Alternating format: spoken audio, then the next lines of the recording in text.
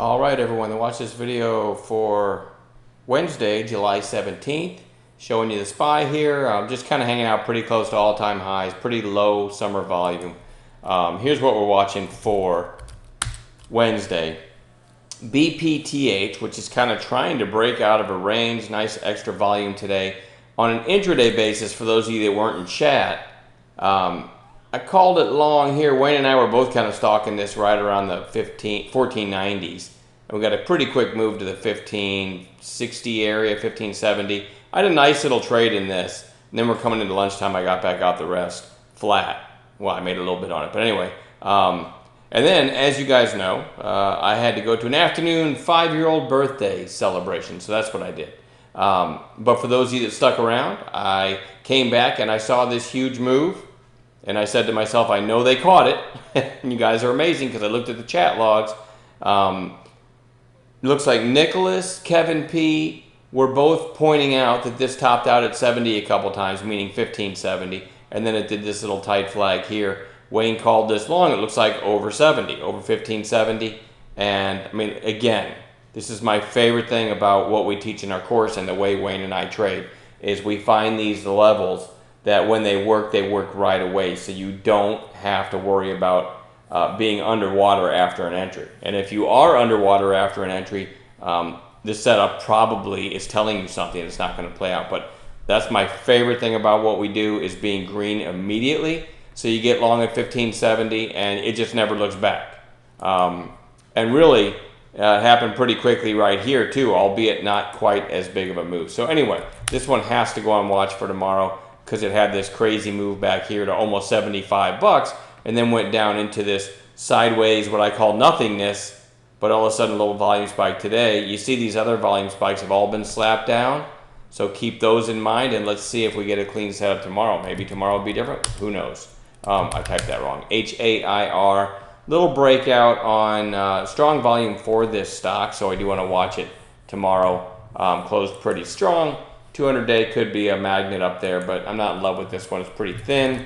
APRN, huge intraday move. If you weren't in chat today, you haven't seen my videos yet that I posted on StockTwits and on Twitter. Sorry, I did call this. My first call was over this inside 5-minute candle because it topped out at the half with the high of day just above as another catalyst, potential squeeze zone right there, and it breaks the half, rips, just rips, and never comes back to that entry.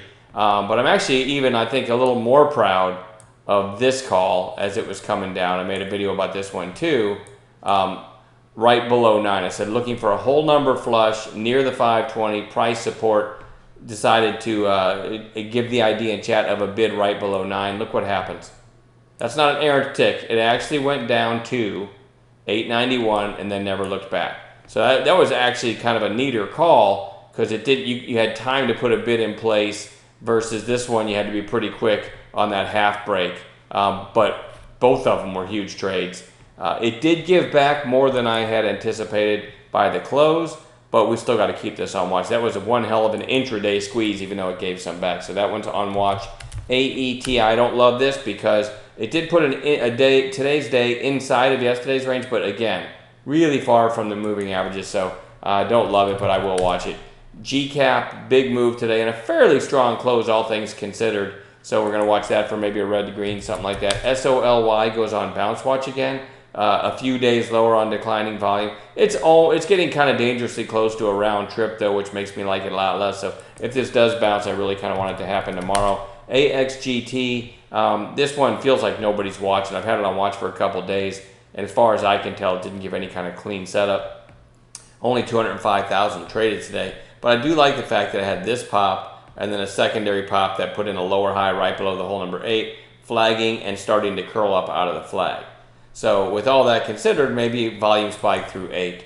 And then lastly, NK, nice pop today. And I look to the left and I see a couple potential catalysts on the chart over these levels and a possible 200-day magnet. So I do kind of like this chart, a little extra volume today too.